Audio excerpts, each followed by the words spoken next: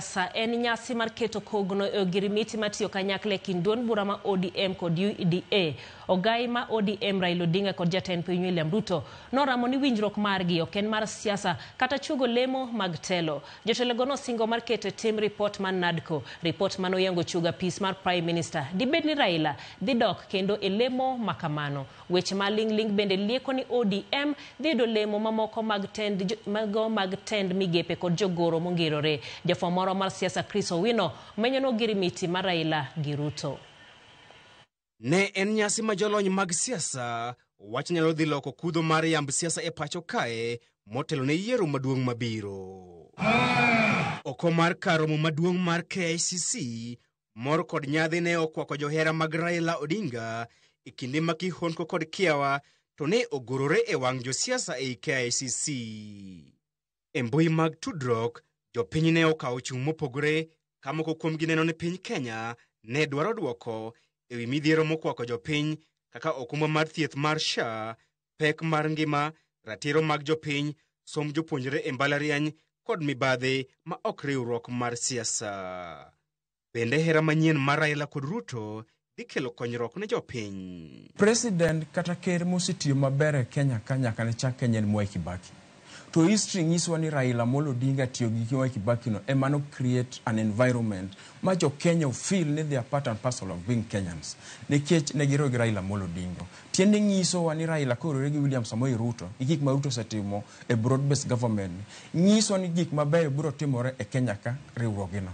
Janono weche mag siasa Meshak Odede chuto Raila kod Ruto rieko e wi gima onego gitim mar yudo sir mar jo Kenya man kod kiawa e wi keny margi. Nitie gik moko ma nyaka wayiere kaka jo Kenya kendo onge ng'ama pingo ni gik moko osebedo kodhi marach. Ma kata Raila wuon osewacho ni nitie gik moko ma nyodhi marach kendo pod dhi marach. Pok wayude right gi weche mag health, pok wayude right gi weche mag education, pesa mar somb nyithindo, kendo uchumi bende pok oduogo kama onengo bedie e sechegi. Gigi ema gikwong giriwe paro gi migosi William Ruto to okwongo losi.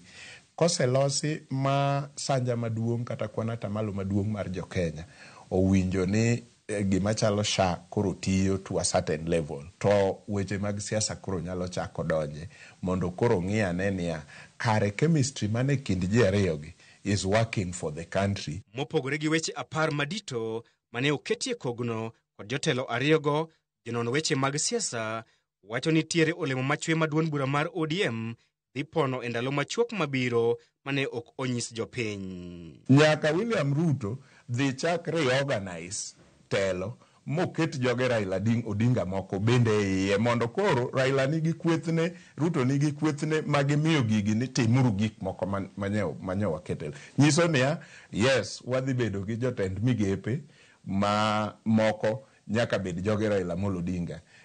PSS nyochi neno ka ji no se apply, jo Kenya no se apply across board motimnegi interviews. Jaka joge jakom Raila Amolo Odinga moko rwake iye kanyo. Telo mopogore mag parastatal gi mamoko gi nikech mago e agencies mabiro timo gik manyokete e kalatas 10. E kinde twak mare, jatend piny William Ruto ne oluongo Raila Odinga kod nying mar Prime Minister ding'wen kendo singo maneno ni Raila Odinga oyudo luor moromo e bwo telo mare. Raila kod Ruto bende ne osingo mar keto e tim report mar NADCO mane oyango chugo lemo mar Prime Minister. King'iyo the relationship between Raila Amolo Odinga and Wycliffe Musalia Mudavadi. If any case ni Raila nyalo bedo premier position, mano nyalo bedo from 2028 plus. Okonya bedo from san nyaka 2028. Nikech Raila okero ng'ama wero ndhogo ji. To kopono nyalo bedo premier sani, kaka nene wachore no, tin ng'ama odhi ndhogo, ok odhi ndhogo Ruto, odhi ndhogo Wycliffe Musalia Mudavadi. Ma Raila Odinga en ng'at mok ndhogo ji. Dweche kod higni machuok mabiro emabiro yango ka bende keny mar Raila kod Ruto ibedo duoko ma oganda jo Kenya osebedo karito kod liyo. Chris Owino, Ramogi TV, Nairobi. Jatend migawo mochung'ne alwora pachoka